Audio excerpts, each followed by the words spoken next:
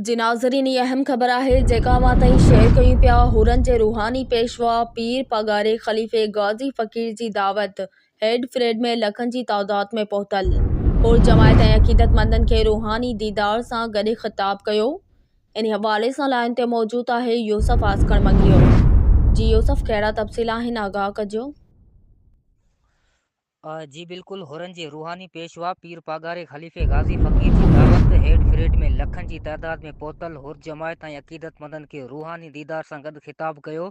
पीर पगारे ख़िताब कंदे चयो त नियाणियुनि जो ख़ासि ख़्यालु रखो, उन्हनि जी तइलीम ते तवजह ॾियो ऐं संदुनि हक़ ॾियो। व्याज खां परे रहो। व्याज ॾींदड़ व्याज वठंदड़ अलाह ऐं उन जे रसूल खां जंग करे थो। मुल्क आहे तंहिंजे करे असां इज़त सां रहूं पिया। अॼुकल्ह दहशतगर्दी खे मुंहुं ॾेई रही आहे त उहा फ़ौज आहे, फ़ौज जे करे असां सुकून सां रहूं पिया। पाड़े वारनि जो ख़ासि ख़्यालु रखंदा कयो। जी ठीकु आहे यूसुफ, तफ़सील ॾियण लाइ महिरबानी।